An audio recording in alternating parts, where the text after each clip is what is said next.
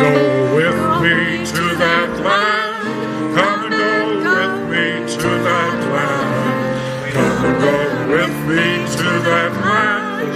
All the land. Come and go with me to that land. Come and go with me to that land. Come and go with me to that land where I'm bound.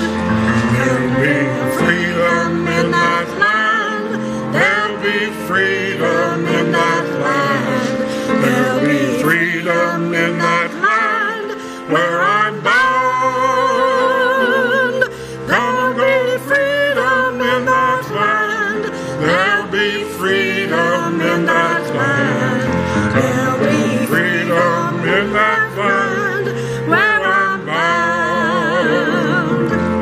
There'll be justice in that land. There'll be justice in that land. There'll be justice in that land where I'm bound. There'll be justice in that land. There'll be justice in that land. There'll be justice in that land where I'm bound. There'll be singing in that land.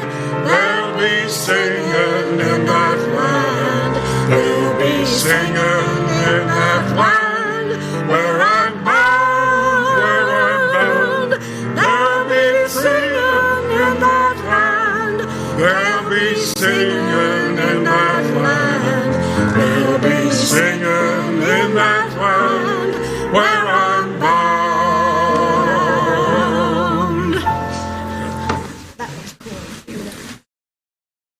Good morning.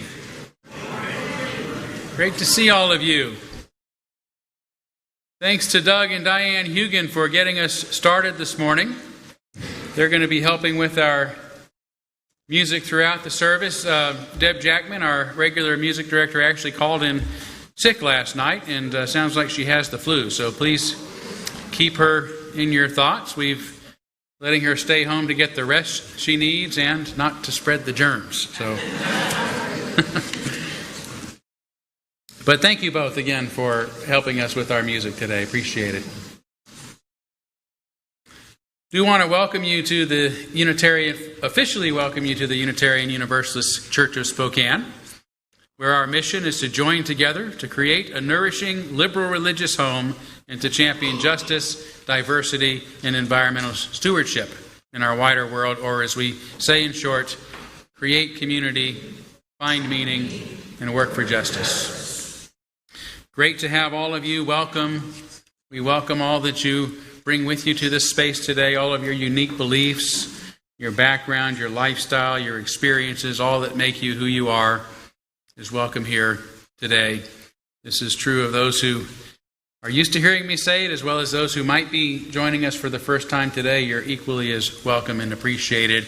And of course, this includes those of you who are streaming with us. We're always grateful to have you with us. And in fact, I just got an email this week from Dorothy Mell. Is Dorothy here today? No.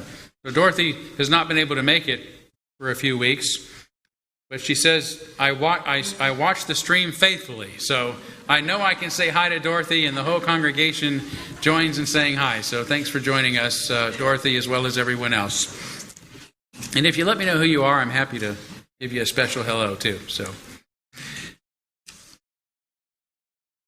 before we greet one another, a couple of opportunities. Big part of our mission, of course, is diversity.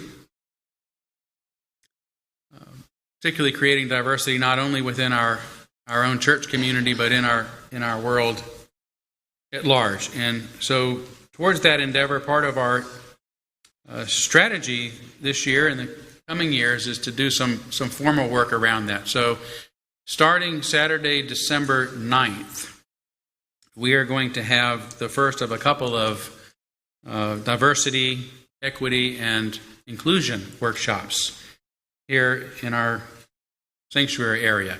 It's going to be Saturday, December 9th from 10 to 11:30. May stretch into 12 or something like that, but just for a couple hours. And we've got the GOAT Collective, which stands for Greatness of a Time Collective.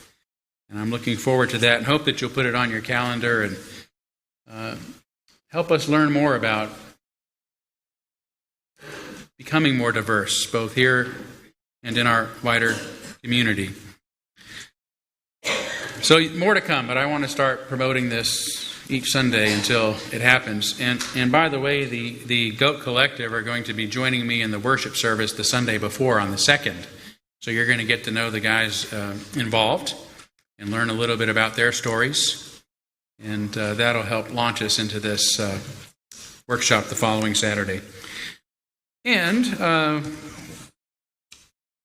of course, another big part of our mission is a commitment to environmental justice. And so we're going to take just a couple of extra minutes this morning to learn about a very important opportunity for us to get involved with the Alliance for Jobs and Clean Energy during the coming months.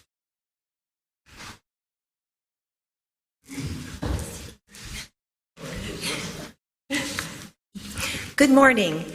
I'm Patty Ratcliffe, and I'm a volunteer with the Alliance for Jobs and Clean Energy, which is a coalition of 180 plus and growing different organizations in Washington, including labor unions, environmental and social justice groups, and faith communities and others.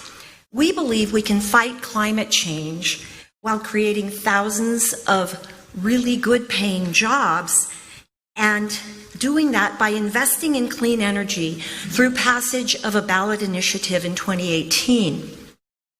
My husband Kirk and I moved to Spokane with our 2 young daughters almost 25 years ago, and coming to Spokane, we felt like we were making a great escape from the freeways and noise and pollution of Los Angeles.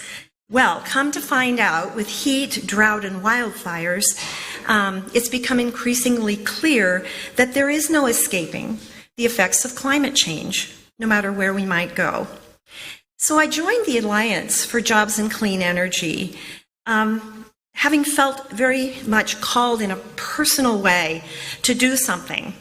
This is an organization with a very clear and intelligent vision for a healthy, sustainable future for every Washingtonian.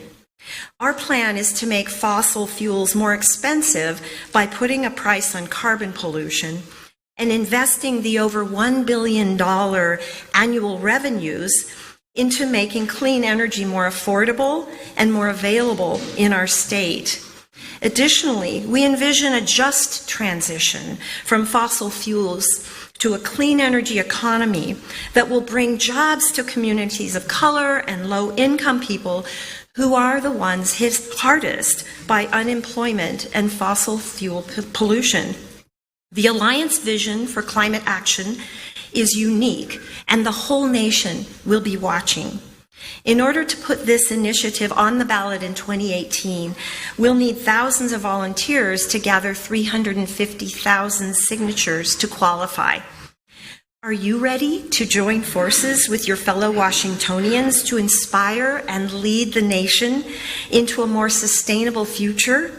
If you are interested in any level of involvement, please look for our table at the back of the sanctuary at the end of the service. Thank you.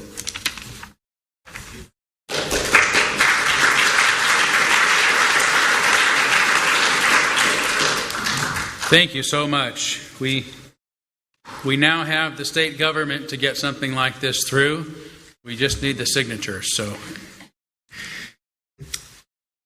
speaking of nature, before you greet one another, I want to just draw your attention to the beautiful richness of fall colors and harvest in front of us. Thanks to Carol Bryant and several other elves who helped put this together this week. It's just a beautiful display of the environment, of what nature can give us and why we need to take care of it. A wonderful reminder. There's actually some edible food here, and it's going to go to a good cause. The I should read this or I'm going to get the name wrong. It's the Women and Kids Free Restaurant. Is that right? Oh, I don't need to read this. So on Tuesday, some of this is going to go there. And if you want to contribute anything to it, and just bring it in tomorrow during business hours and put it on the table, and we'll make sure that it goes to the free restaurant. So yeah, do take a few moments to greet one another. As always, say hi to those you look forward to seeing, but make some new friends today. If you're joining us more recently, please don't be shy. We're glad you're here.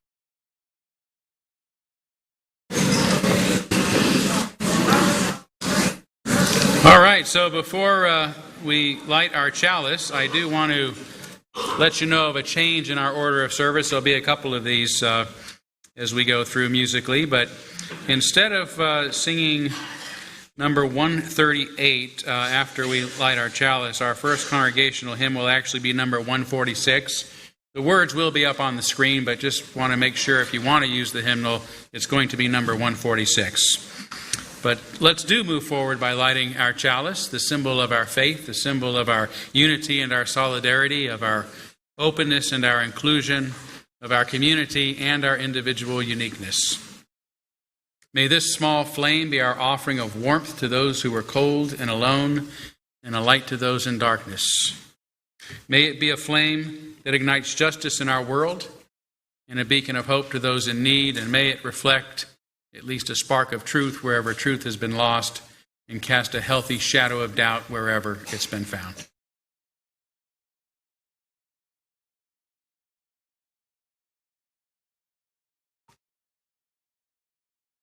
Our opening reflection is the lyrics to the song In My Life, and this goes out to my church and to all of you. There are places I remember all my life, though some have changed. Some forever, not for better. Some have gone, and some remain. All these places have their moments with lovers and friends I still recall. Some are dead, and some are living. In my life, I've loved them all. But of all these friends and lovers, there is no one compares to you. And these memories lose their meanings when I think of love as something new. Though I know I'll never lose affection for people and things that went before, I know I'll often stop and think about them. In my life, I love you more.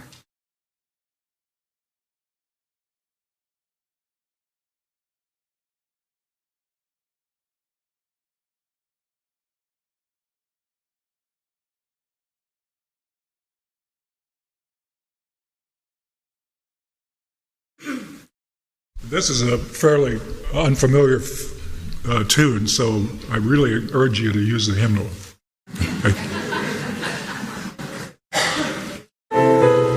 146.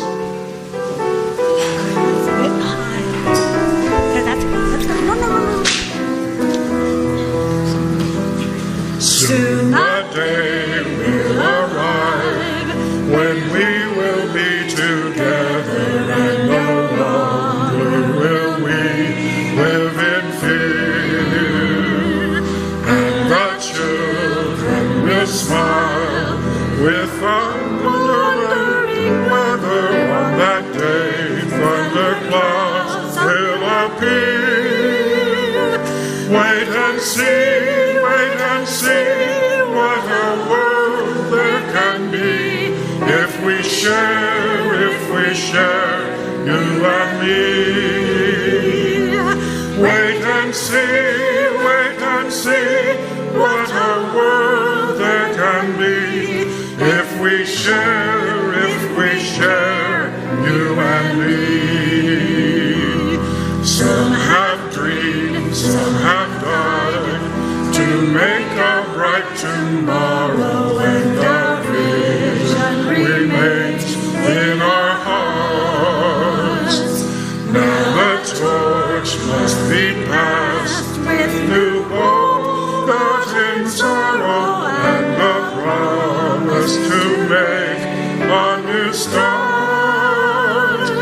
Wait and see what a world there can be if we care, you and me.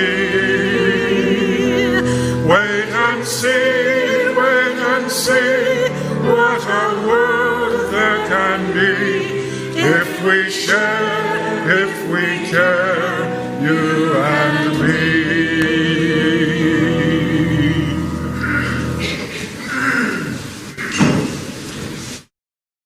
Good morning. I'm going to have my young friends actually stay where you are today because I'm going to tell a story for all of us here.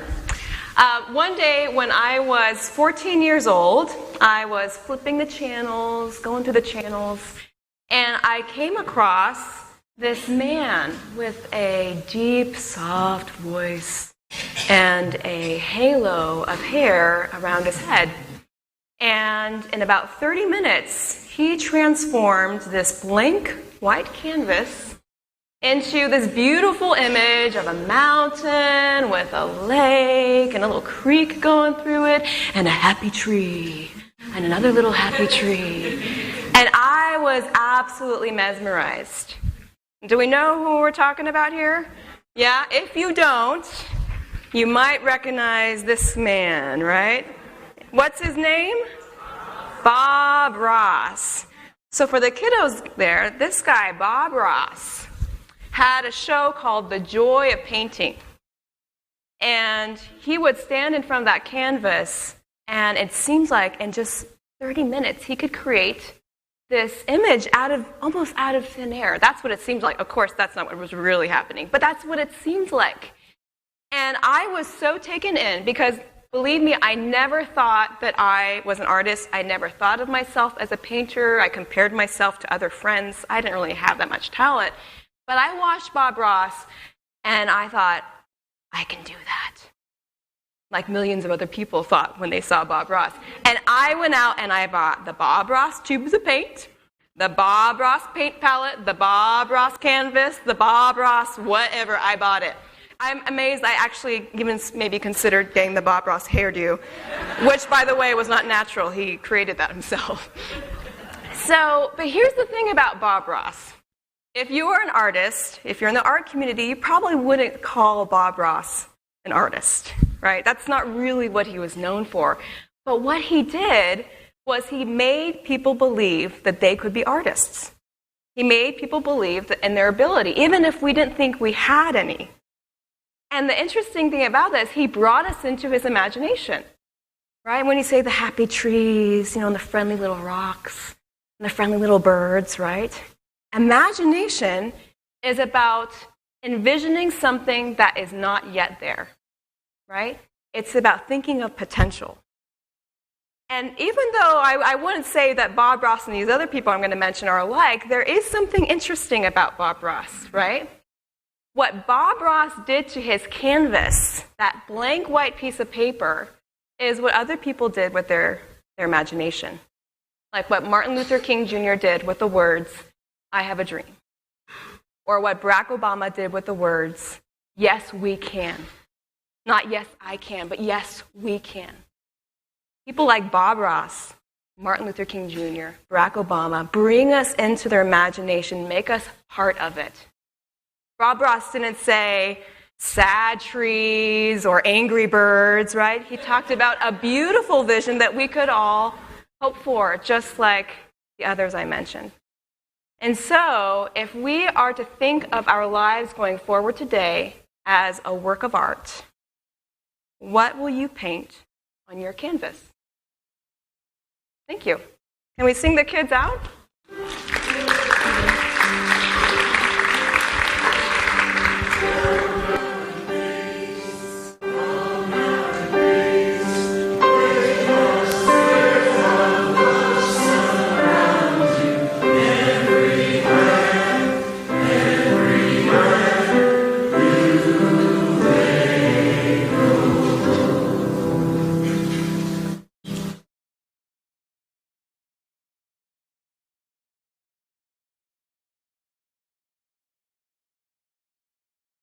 One of the ways we work for justice will be your gifts to the offering this morning.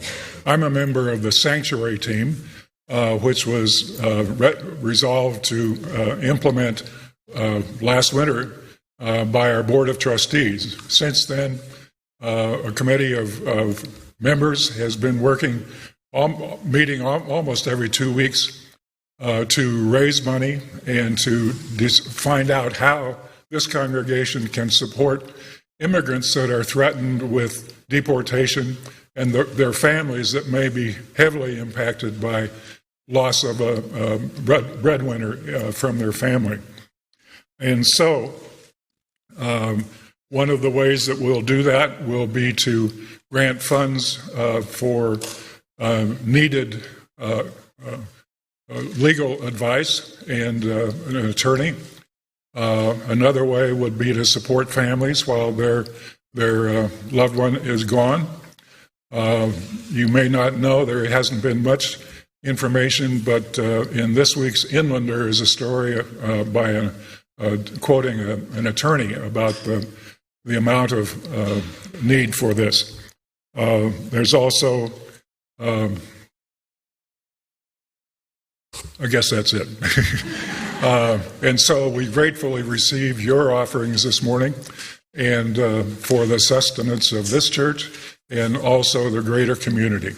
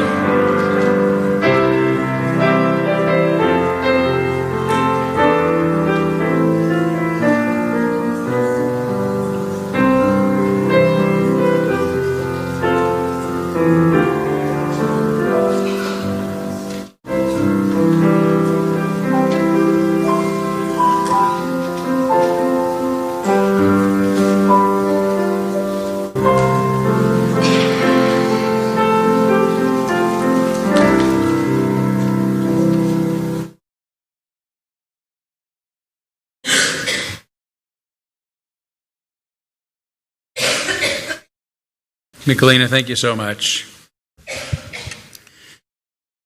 We're now going to kindle our candles of care for those who are most on our hearts and minds. And want to begin today with a candle for Carla Brannon's sister, Kathy, who was recently diagnosed with stage 4 lung cancer and is undergoing treatment. So please keep Carla and her sister and your entire family in your thoughts.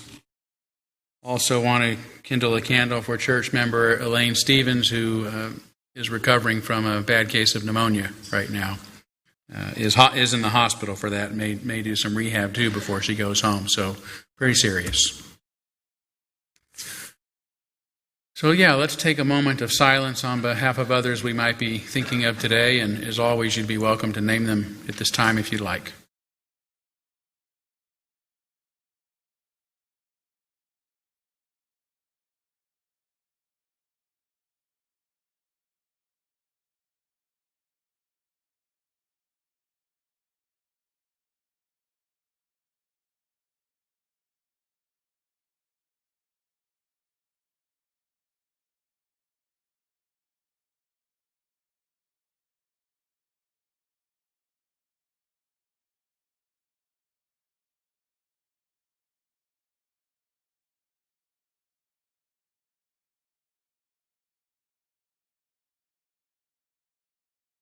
Those named aloud and those embraced in our silence and all those who are suffering in our world at this hour, we hold in our community with compassion.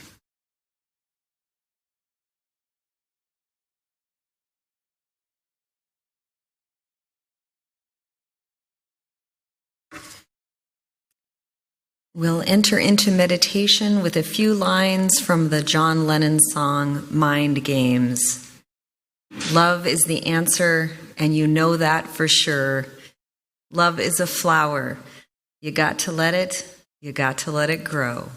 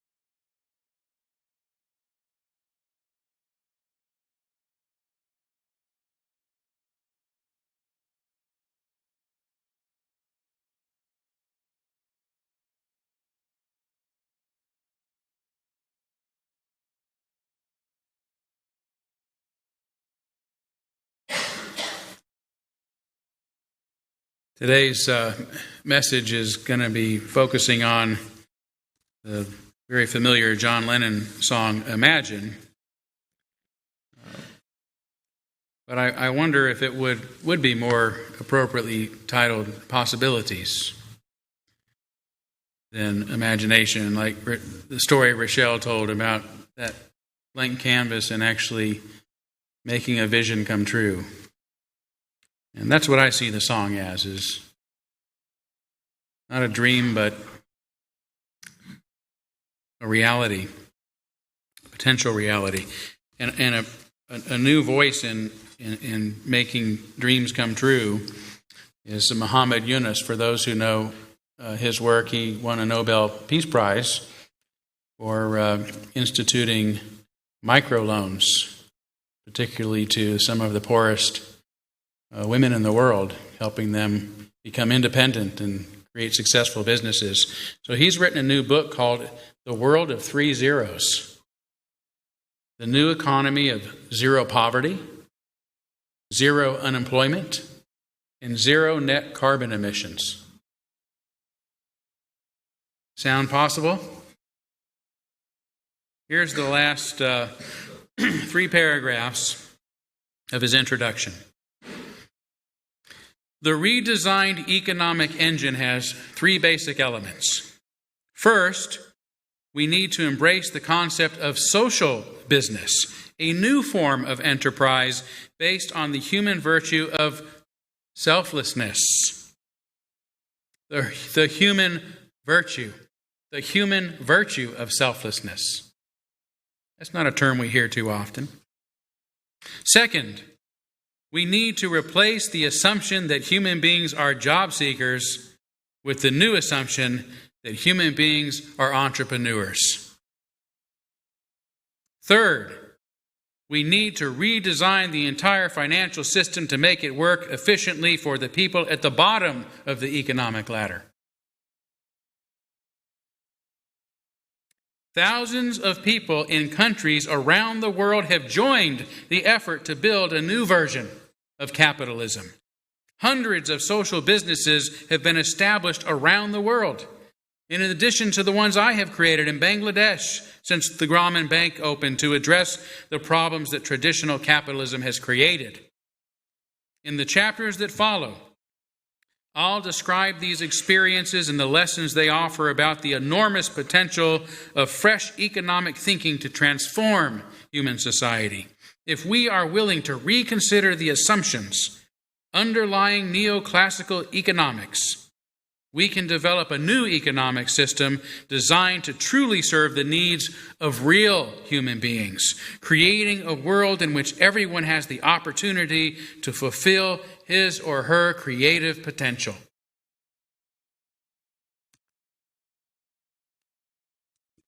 Some may say that I'm a dreamer, but I'm not the only one.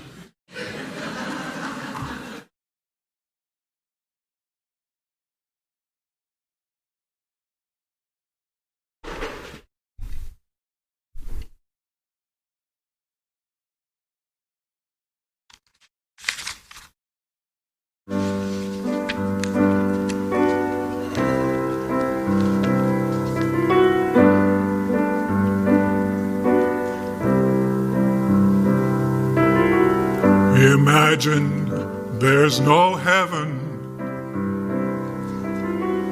It's easy if you try. No hell below us. Above us only sky. Imagine all the people living for today. Imagine there's no countries. It isn't hard to do. Nothing to kill or die for, and no religion too. Imagine all those people living life in peace. You may say I'm a dreamer, but I'm not the only one. I hope someday you'll join us, and the world will be as one.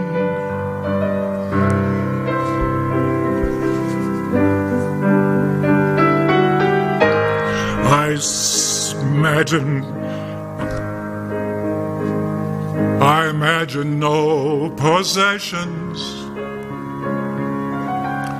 I wonder if you can. No need for greed or hunger. A brotherhood of man. Imagine all those people sharing all the world. You may say I'm a dreamer, but I'm not the only one. I hope someday you'll join us, and the world will be as one, will be as one.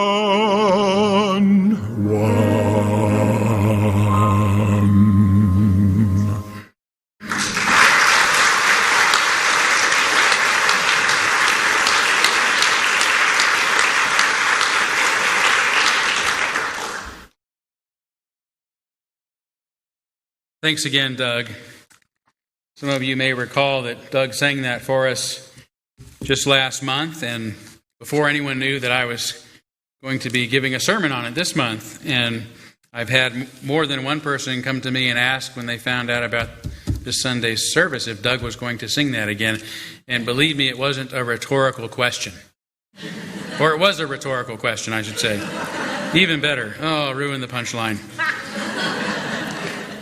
But anyway, Doug, I so appreciate you leading us in music today, you and Diane, and thank you for sharing that tremendous gift. That's just, the song's incredible, and you present it so beautifully, so thank you. So, I'm sure you all know that Thanksgiving is this Thursday, and you know what that means? Time to start talking about Christmas. I know this is so because I was at Target just the other day and the signs and sounds of the Yuletide were already everywhere. You've seen this, right? So if we are going to skip the turkey, why not go cold turkey and talk about John Lennon? You have to be a real fan to know that one, right? Apparently there aren't a lot of you.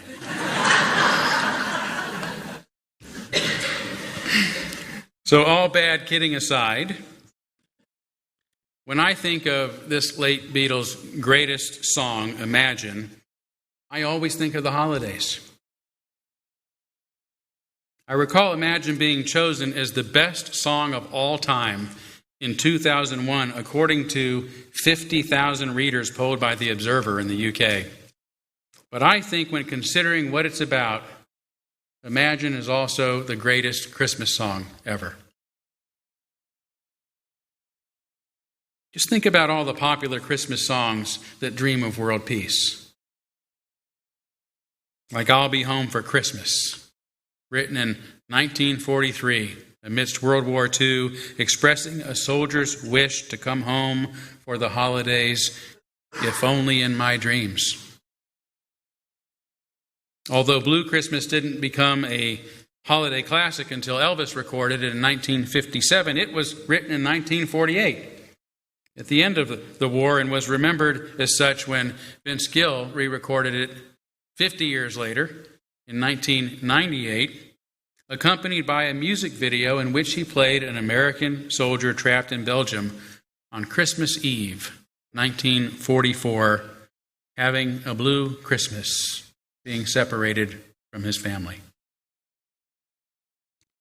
The concluding words of the John Jarvis song, The Greatest Gift of All, offer a silent prayer for creatures great and small. Peace on earth, goodwill to men is the greatest gift of all. Echoing more classic songs like It Came Upon a Midnight Clear, Peace on earth, goodwill to all, and Hark the Herald Angels Sing, Peace on earth and mercy mild, God and sinners reconciled. And John Lennon himself also wrote another holiday classic, Happy Christmas. You remember its subtitle? War is Over. For some reason, maybe one year ending and the promise of another, the waning of the darkness and the coming of the light, of warmer, brighter days, the symbolism of spring, birth, renewal, the hope that we put in the birth of a new child, a new way of doing things, better times ahead. We cannot help but express this most ancient yearning during our holy days. So this is Christmas.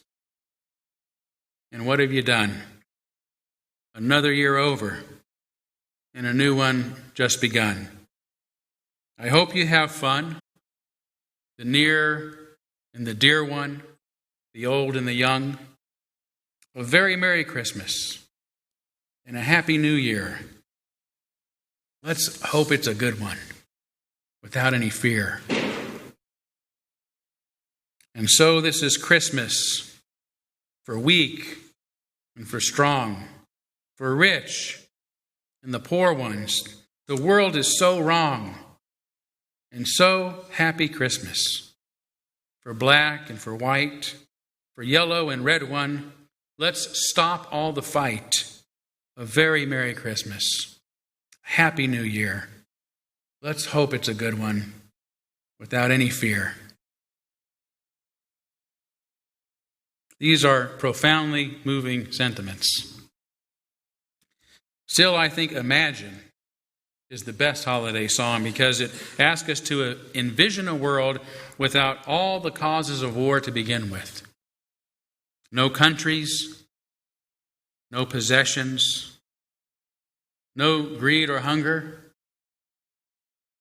no religion, nothing to kill or die for, all the people living life in peace. That's the world that I want. And that's the world that I want to work hard to help create this year. You may say that I'm a dreamer, but I'm not the only one. Some of you are in here. But is that all it is? A dream?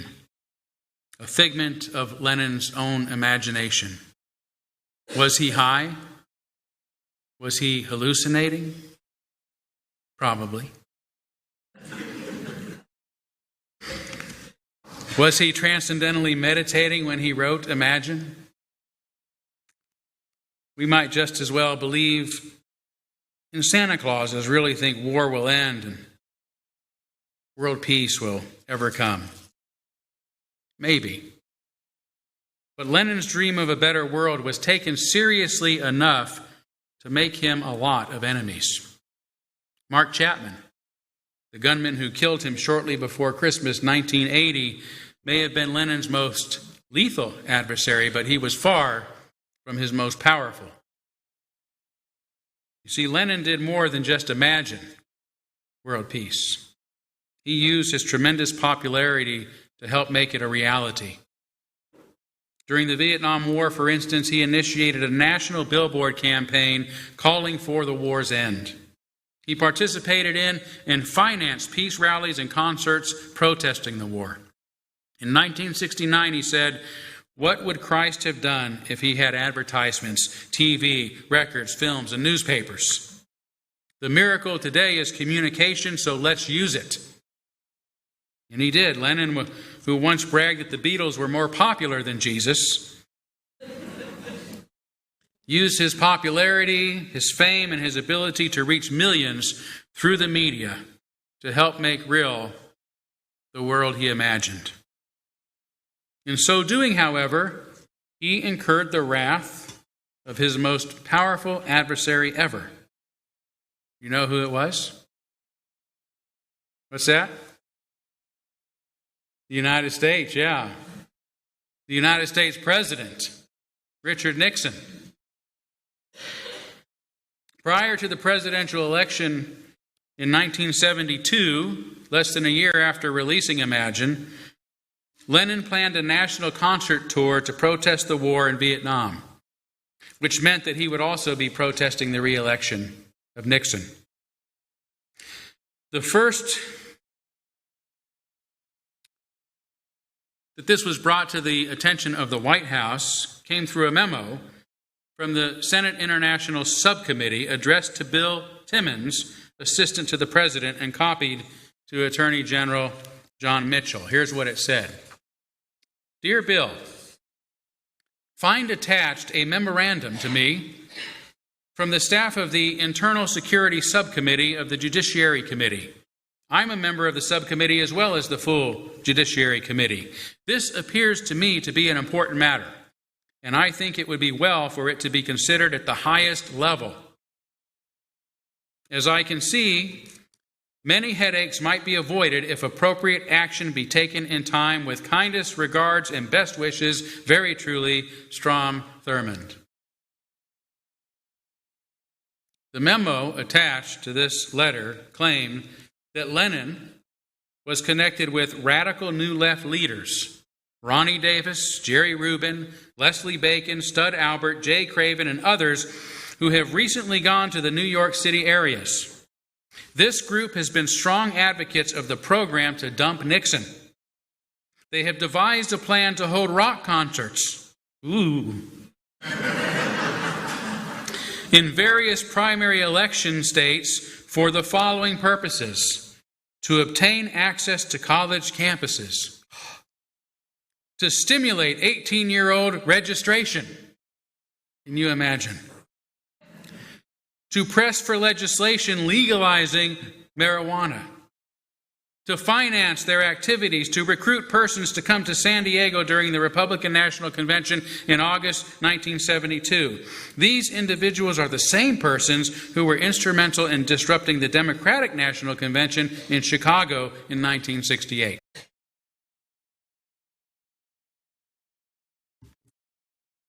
The memo then concludes with the following suggestion. The source felt that if Lennon's visa terminated, it would be a strategy countermeasure. The source also noted the caution which must be taken with regard to the possible alienation of the so-called 18-year-old vote if Lennon is expelled from the country.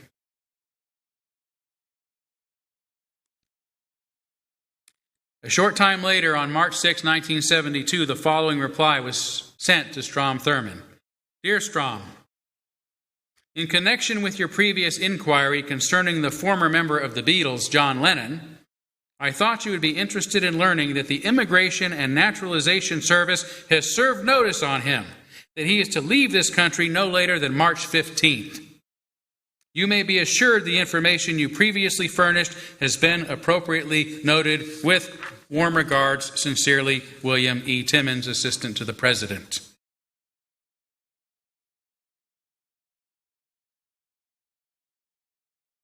You probably heard all this in your history classes.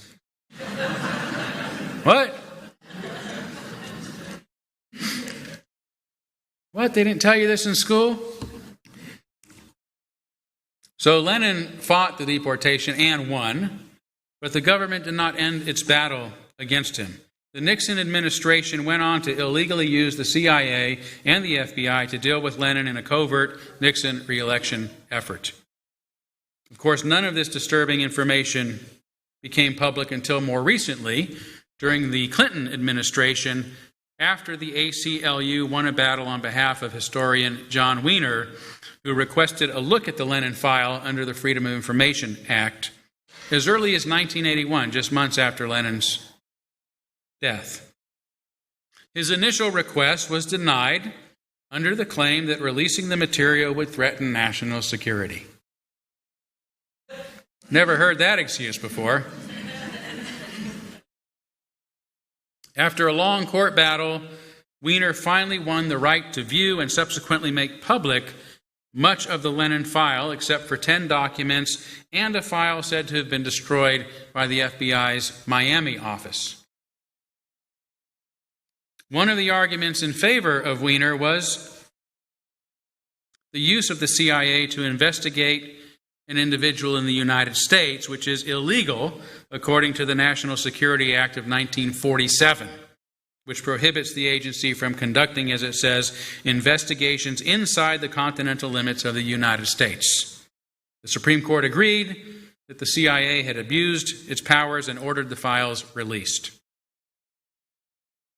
One of the documents in the Lennon file, half of which is blackened out,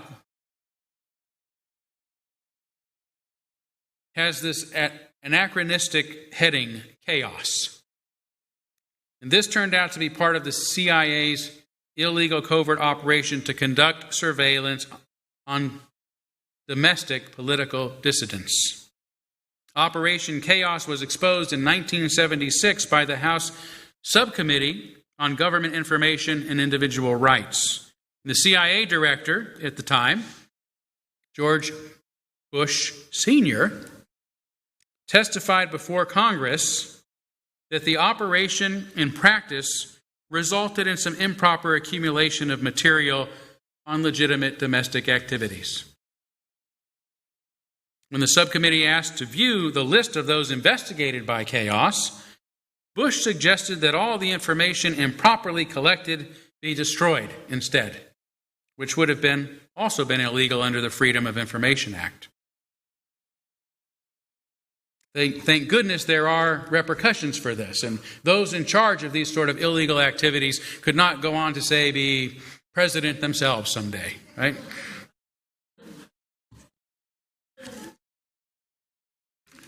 Operation Chaos was secretly housed in the basement of the CIA offices in Langley, Virginia, to keep its illegal activity from other CIA employees. Its office was surrounded in specially shielded vaults to prevent electronic eavesdropping.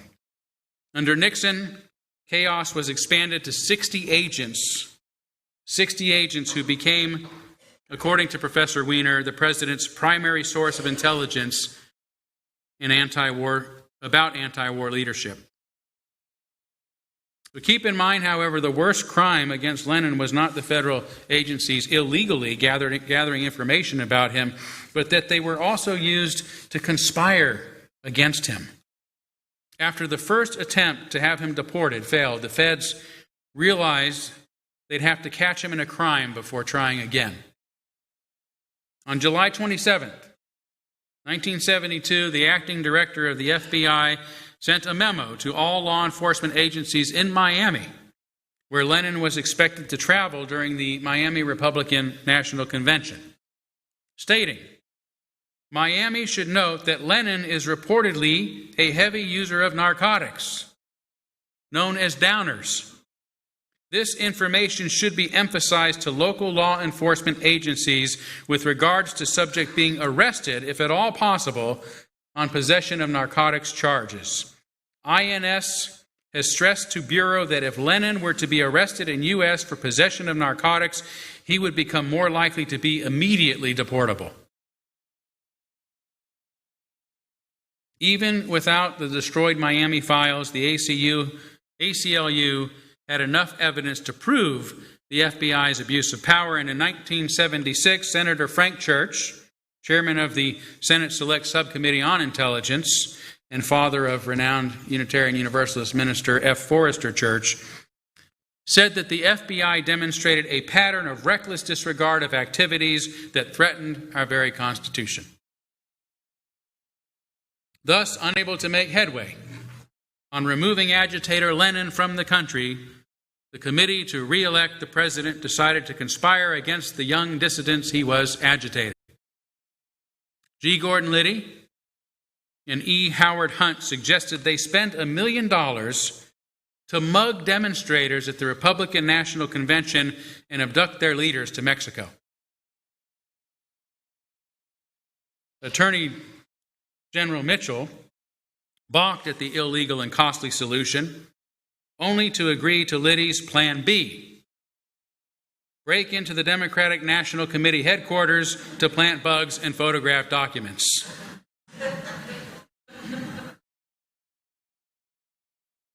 Which, of course, led to Watergate and Nixon's downfall. During those Watergate hearings, the Lennon files were often used as the only evidence necessary to prove the disgraced president's abuse of powers. But you knew all of this. And all this occurred, this little-known piece of modern U.S. history, because some of the most powerful people on earth were terrified of a guy with a little imagination. John Lennon was assassinated on his doorstep just a few years later, less than a year into Ronald Reagan's presidency. Not that I'm coming up with any conspiracy theories there. I'm just saying. I heard that might be true, but I don't know.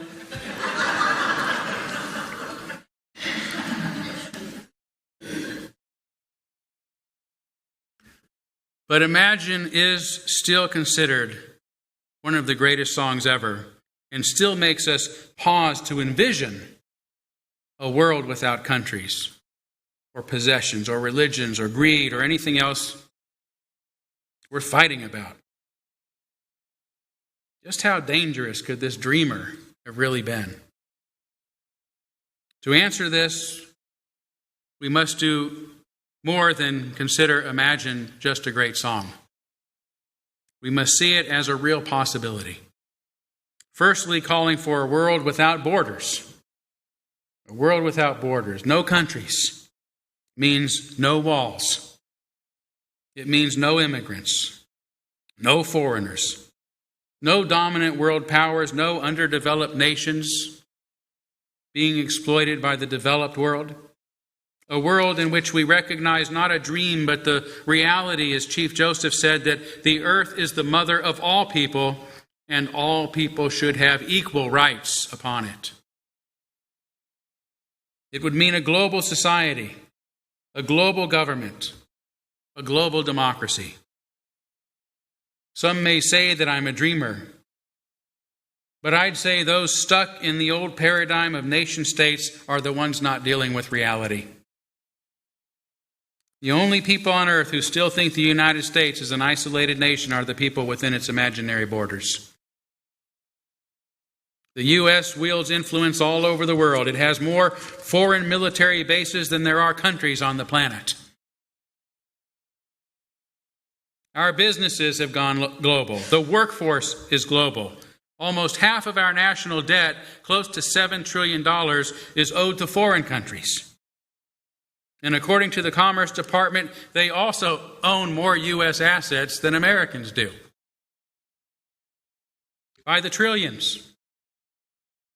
Today, the idea of America has become little more than a brand, marketed to gain voter loyalty and to limit the voices and rights of those most impacted by our government's policies and practices around the world.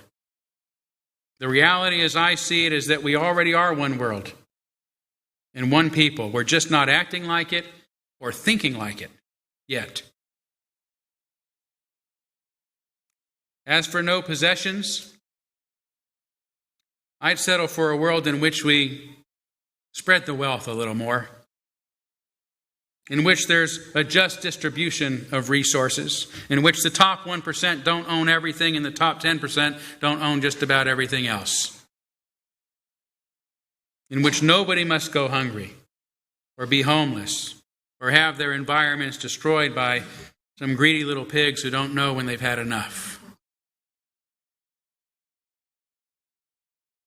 I don't know if we'll ever be without religion. I'll be without a job if we are. Or maybe I'll be the one minister who can keep his job. Because it seems that it is our nature to treat all of our favorite ideas like a religion. Be it the church we go to, our favorite sports team, or our political ideas. Traditional religion is declining around the world, and atheism is on the rise. But our human need to find meaning causes us to often treat any belief that we have like a religion, just as secular religions like nationalism or capitalism or communism have been treated. I say, let people hold, even express whatever beliefs they have. But as we have endeavored to do with the U.S. Constitution, let's not allow governments, any government, to influence or be influenced by a religion or any other extremist ideology. Let's make that an international law in our new global democracy. Eliminating these things, countries, possessions, and religion, is what John Lennon imagined it's going to take for us to also end war and poverty and finally bring peace on earth and goodwill toward all. Just a pipe dream? If that's all it is, If it weren't a genuine threat to the status quo, I doubt if Lenin would have had the FBI, the CIA, and the President of the United States after him. So as another year comes to a close, as we consider all we've done, all we've left undone, all that remains to be done, I hope those of us who share Lenin's vision of a better world can take him at least as seriously as Nixon did. This year, instead of worrying about a bogus war on Christmas, let's bring an end to all war by bringing our girls and our boys home for Christmas. Let's take seriously the possibility of ending poverty and greed and racism and sexism and all the other ills that keep us apart and prevent peace on earth. These may be dangerous ideas to some, but that doesn't mean they're impossible. Some may say that he was a dreamer, but I know that he was not the only one. I hope today you'll join us, and the world will live as one. Thank you.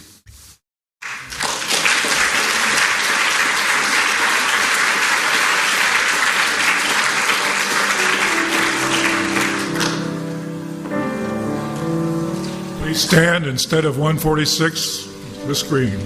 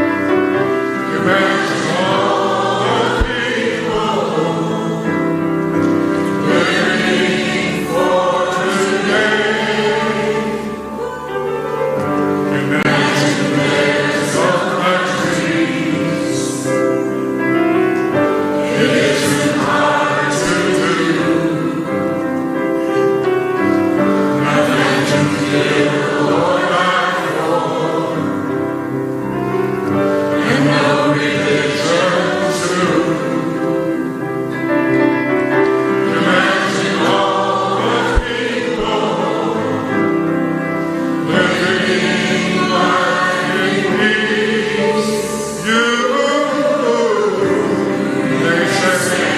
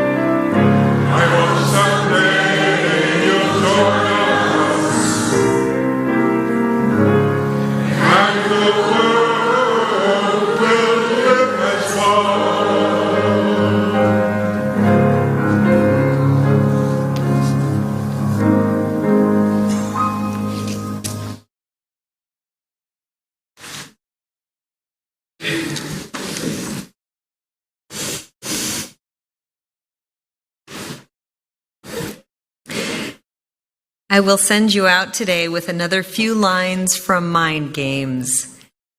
So keep on playing those mind games together, doing the ritual dance in the sun. Keep on playing those mind games forever, raising the spirit of peace and love. Amen. Blessed be. Salam alaikum and shalom.